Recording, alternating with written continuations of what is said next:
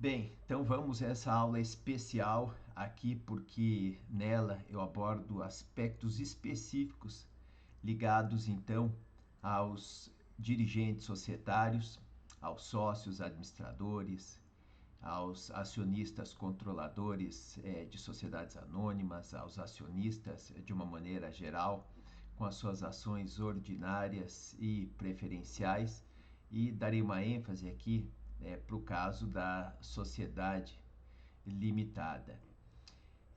Então, vou falar das consequências do regime matrimonial sobre o patrimônio dos sócios e diretores.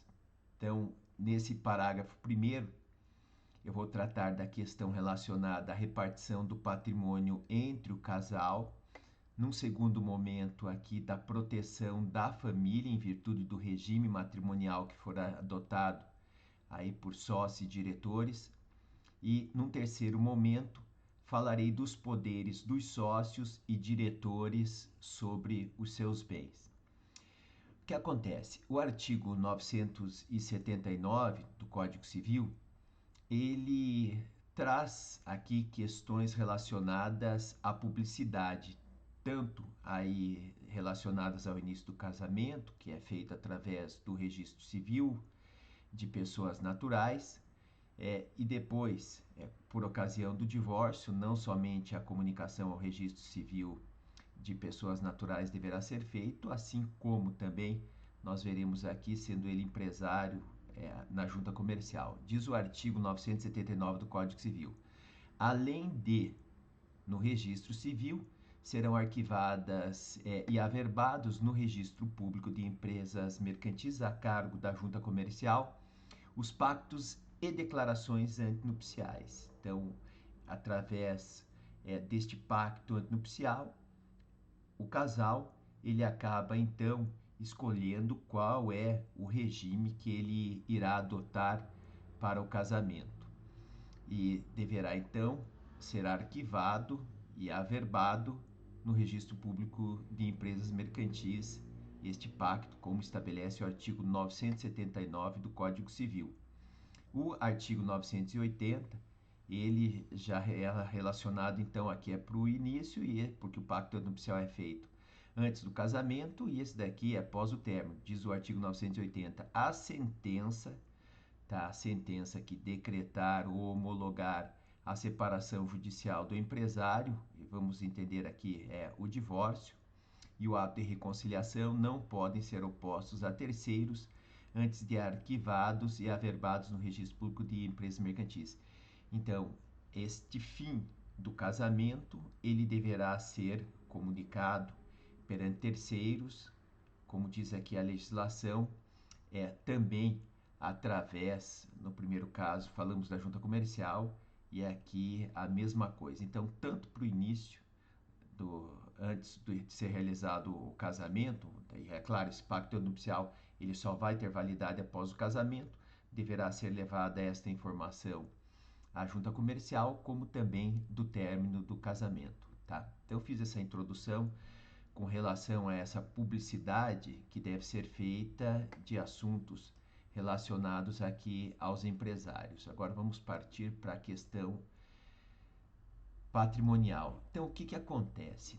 O regime matrimonial que for adotado, que vai ser o regime da comunhão universal de bens, da comunhão parcial, da participação final dos aquestos ou da separação legal ou convencional de bens, tá? Um desses regimes de bens, ele é adotado então antes do casamento. Então, por quê? Porque este regime que for adotado, ele vai determinar as regras relativas à propriedade dos bens do casal. E por isso é importante ele conhecer essas regras antes de casar, porque elas terão efeito também por ocasião do divórcio. E o patrimônio de cada cônjuge no caso do divórcio. Durante o casamento, dependendo do regime matrimonial que for escolhido, então vamos pegar aqui o regime legal da comunhão parcial de bens, vai haver o quê? Poderá haver, sendo adotado esse regime, uma comunhão de bens se o regime for da comunhão universal, da comunhão parcial, da participação final dos aquestos, e segundo o STJ, em virtude da aplicação da súmula 377, no regime da separação legal, também haveria essa comunicação desses bens. Essa súmula, ela não é de entendimento pacífico aí pela doutrina. Muita gente acaba entendendo, inclusive eu, que no regime da separação obrigatória de bens, ela não deveria ser aplicada, uma vez que uma situação que ocorre muito relacionada a esse tipo de problema é a aplicação do artigo 1641 do Código Civil, quando ele trata ali da questão do casamento das pessoas que têm acima de 70 anos. Então, nesse casamento, quando ele for realizado, o regime ele é obrigatório da separação de bens. Então, esse é o regime legal.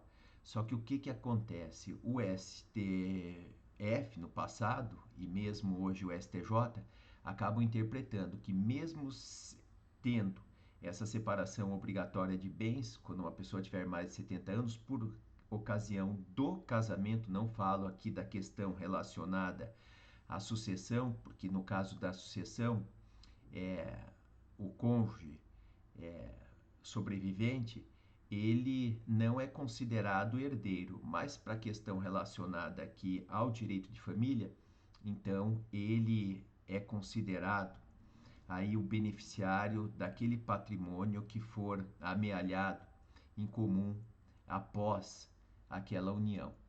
Então, essa qualificação desses regimes de bens, ela é importante para a constituição de patrimônio de sócios e diretores, porque vai ter influência. O regime que for adotado, ele terá repercussões patrimoniais. E o que acontece? Os regimes, eles estão estabelecidos na lei. O casal, ele poderá ali modular o próprio regime deles. Isso daí o nosso legislador permite, tá? Mas o que acontece? Quando não for adotado um desses regimes, vai ser entendido que se aplica ao regime legal. E o regime legal é o regime da comunhão parcial de bens. Então, o próprio legislador faz uma escolha pelo casal quando ele não adota nenhum destes regimes de bens. E eles são importantes por quê? Porque eles tratarão da questão relacionada ao patrimônio do casal, desde o início do casamento até por ocasião do seu divórcio. E o que acontece? Então, para cada regime desse de bens, existem determinadas disposições legais.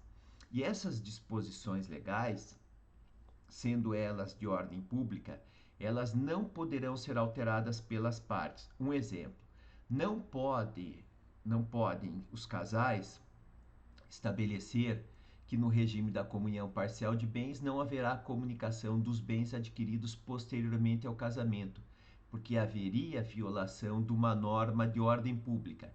A mesma situação acontece quando as pessoas estão numa união estável e depois resolvem casar e adotar o regime convencional da separação de bens. O que acontece? Se elas estabelecerem uma cláusula dizendo que aqueles bens adquiridos no passado, eles não se comunicam, essa cláusula ela não terá validade nenhuma, porque ela está violando uma norma de ordem pública. Então, este casamento, quando ele for realizado pelo regime da separação convencional de bens, ele terá efeitos somente chamados ex nunc, a partir de então. Eles não operam efeitos retroativos. Então, como eu disse, não adianta estabelecer lá, neste casamento que vai ser realizado através do pacto nupcial, dizendo que o regime é da comunhão parcial de bens, porque esses bens, caso tenham sido amealhados, caso existam bens, eles pertencerão ali ao casal em virtude da união estável que existia antes. Uma vez, é claro, comprovada essa união estável a partir do momento que ela começou a existir. Então, o que acontece?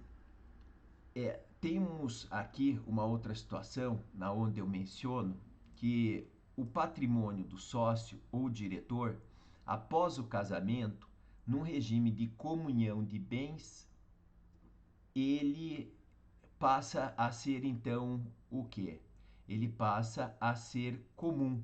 Mas olha só, num regime onde exista comunhão de bens, onde não haveria essa comunhão de bens se o regime adotado for o regime da separação convencional de bens. Então, agora, isso daqui que eu digo vale para comunhão universal, vale para comunhão parcial de bens, sem dúvida nenhuma, tá? Então, quando esses bens forem adquiridos posteriormente ao casamento e houver esta comunhão de bens, o que vai acontecer? Esses bens adquiridos, então, eles passam a pertencer ao casal. Então, um exemplo que acontece muito na prática aqui é da pessoa se tornar sócia de uma sociedade posteriormente ao casamento. Então, ela vai receber o quê? Cotas sociais. Essas cotas sociais, elas têm uma natureza jurídica chamada que é um bem móvel incorporal, porque incorporal você não consegue pegar nas cotas sociais, ela não tem materialidade nenhuma, então ela é considerado um bem imaterial, incorpóreo, ele não tem corpo, essas cotas sociais, mas elas são consideradas, não é um bem imóvel, então ela é considerada um bem móvel. Então, o que vai acontecer com essas cotas sociais, tá?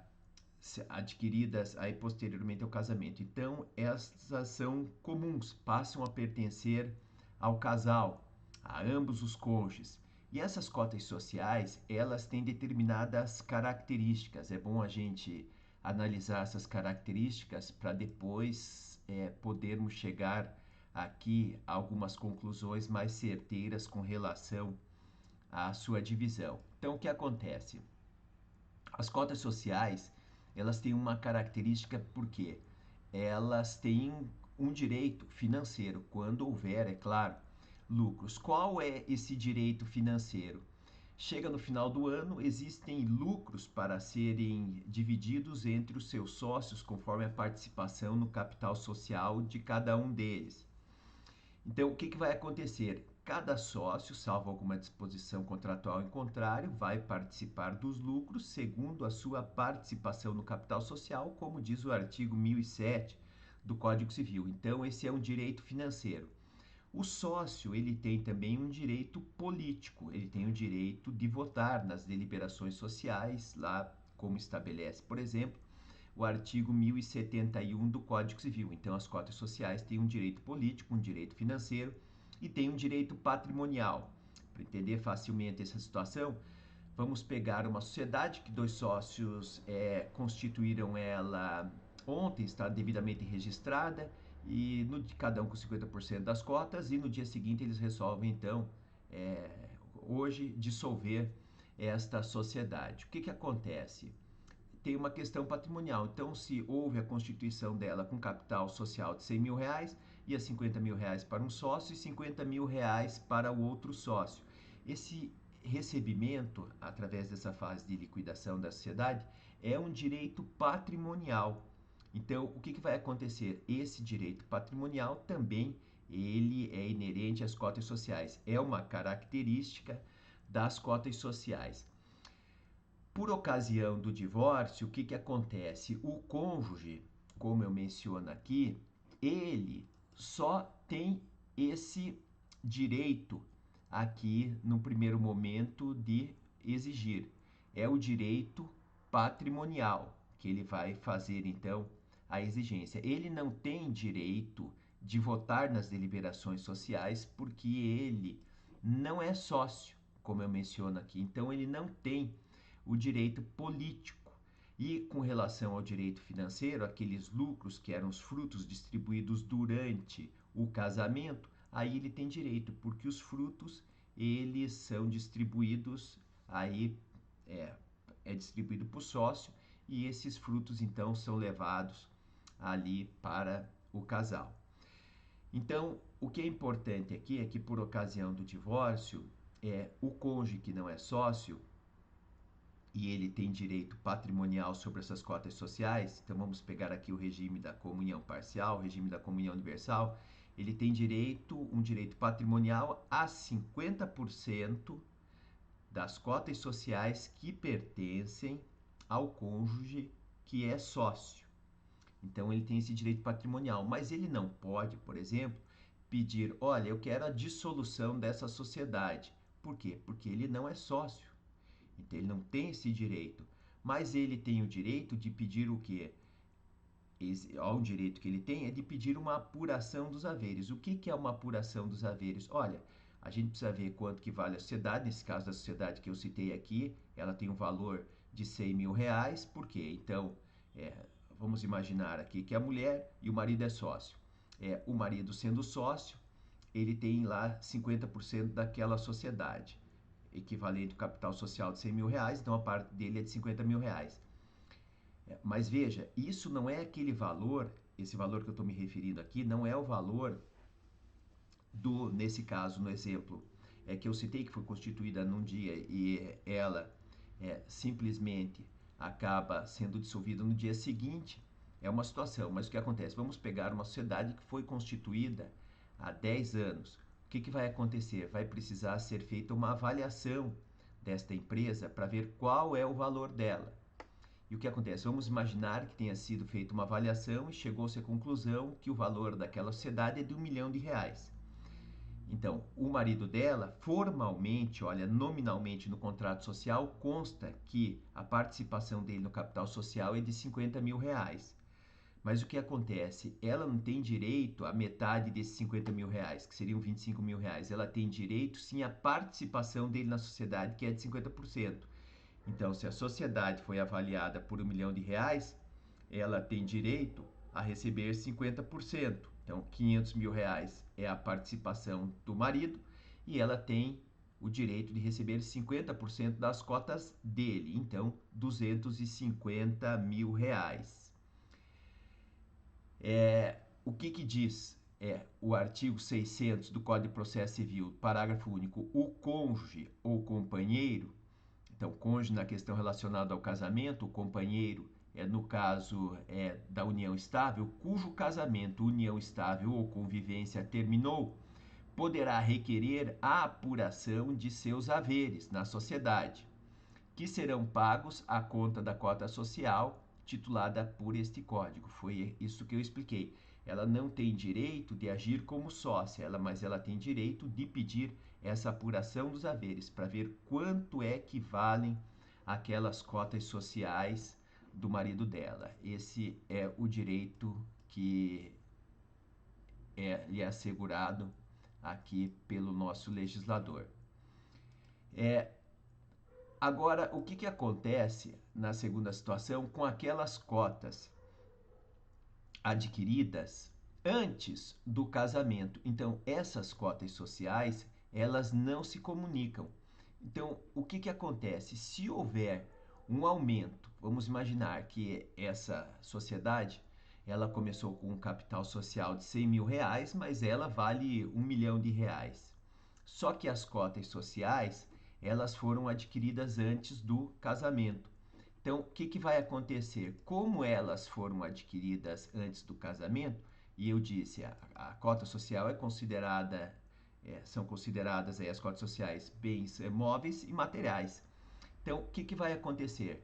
O cônjuge, ele não participa, ele não tem direito dessas cotas sociais, porque elas são consideradas bens próprios ou bens reservados e pertencem somente àquele cônjuge, porque foram adquiridas anteriormente ao casamento. E então eu estou falando aqui das cotas sociais, tá? E o que acontece? O cônjuge, quando as cotas sociais forem adquiridas posteriormente ao casamento, então ele vai ter direito sobre elas. Agora, ele não pode interferir na venda de bens da pessoa jurídica, porque os bens são da pessoa jurídica, não são da pessoa física. O que acontece? Se o proprietário é a pessoa jurídica, o que acontece? Não vai haver necessidade do consentimento do cônjuge num regime onde existe essa comunhão de bens, para aquele bem ser vendido. Então, o que acontece? Muitas pessoas acabam criando esta pessoa jurídica ali para colocar bens em nome dela.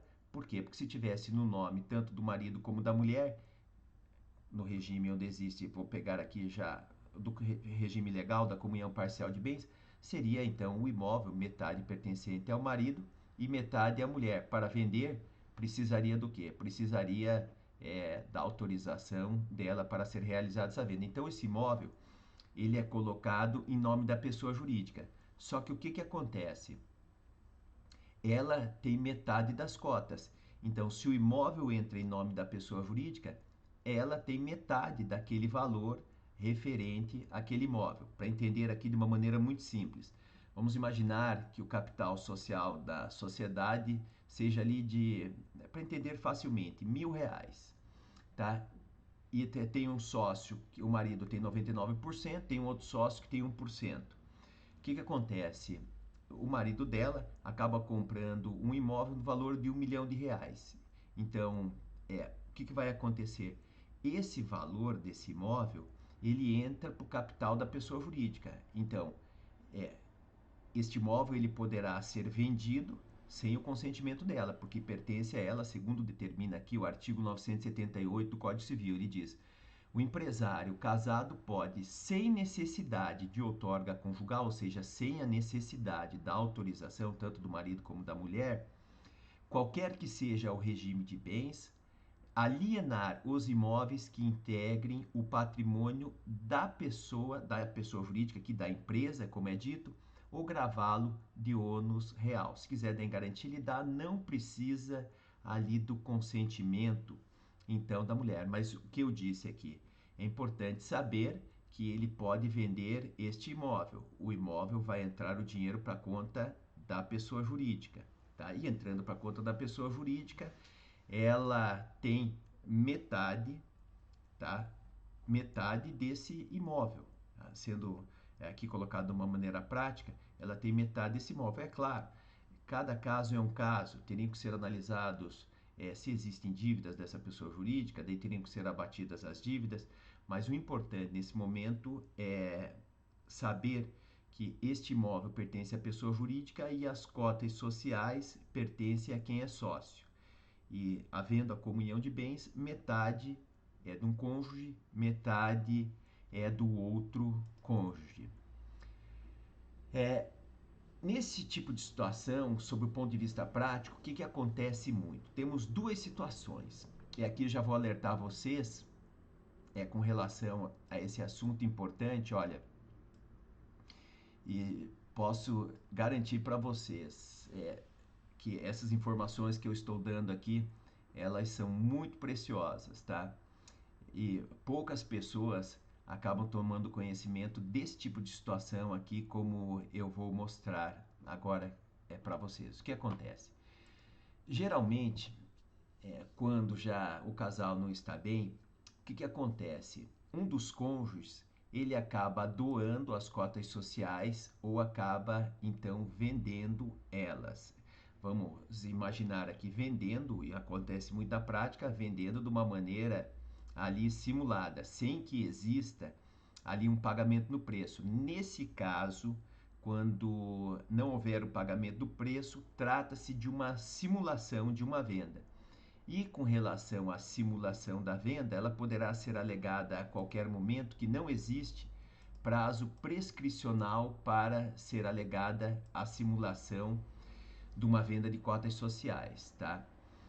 Então, acontece muito, as cotas sociais são doadas para lesar o cônjuge ou então são vendidas. No caso da doação de cotas sociais, é importante ser observado o que estabelece aqui o artigo 1647 do Código Civil. Ele diz: ressalvado o disposto no artigo 1648, nenhum dos cônjuges pode, sem a autorização do outro, exceto no regime da separação absoluta de bens que ele diz aqui, ó. Só que essa separação absoluta de bens, ele não fala se é aquela legal ou então convencional. Mas o que ele diz, exceto nesse regime, nenhum dos cônjuges pode fazer doações sem o consentimento do outro. Então, estou me referindo aqui ao regime da comunhão parcial de bens, ou poderia ser o regime da comunhão universal de bens. Se este cônjuge doar as cotas sociais dele para outra pessoa, o que acontece? Essa doação feita, ela não vai produzir efeitos ali perante o outro cônjuge, tá? Então, é importante saber com relação a essa questão da doação. Poderia ter uma outra situação que é relacionada, então, à venda das cotas sociais, tá? O que acontece?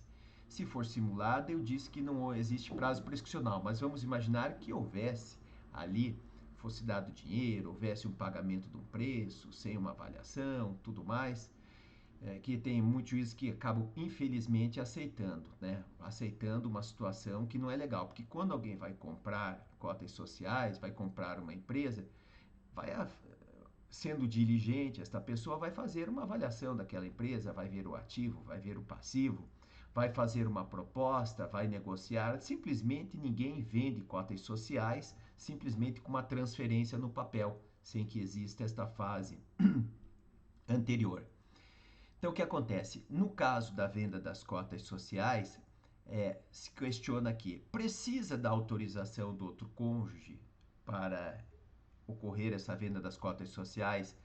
Não é necessária essa autorização. Olha só, isso estabelece o artigo 1642 do Código Civil. Ele diz: qualquer que seja o regime de bens, tanto o marido quanto a mulher podem livremente, daí diz o inciso 5º, praticar todos os atos que não lhe forem vedados expressamente. Então, não existe esta vedação para, eu posso te dizer, existir ali essa autorização do cônjuge num primeiro momento para ele vender as cotas sociais, tá bom?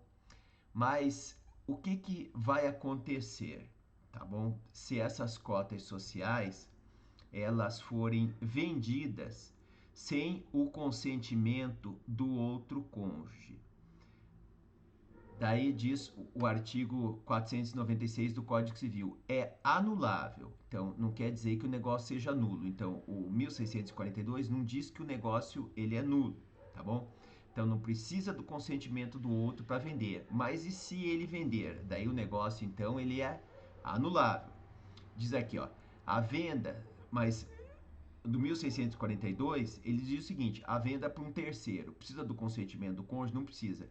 Agora, se a venda for feita de um ascendente para o descendente, então do pai para o filho, da mãe para a filha, o que acontece? Vai haver a necessidade do consentimento ali do outro cônjuge, exceto no regime da separação obrigatória de bens, como determina o artigo 496. Ele fala: é anulável a venda de ascendente a descendente, salvo se os outros descendentes e o cônjuge. Então, olha, aqui se houverem outros descendentes, o que vai acontecer? E o cônjuge, descendentes, quem são? Os filhos que vão estar ali para também ter que autorizar a operação. Vamos imaginar que tenham 3 filhos, vende para um filho, os outros 2 precisam dar o consentimento. E também o cônjuge, como estabelece aqui o artigo 496. Então, dos descendentes e o cônjuge do alienante, o alienante é quem está vendendo as cotas sociais. Olha, 2 situações devem ser separadas. Aqui, uma situação aqui é venda, lá a outra é doação das cotas sociais. Alienante expressamente houverem consentido.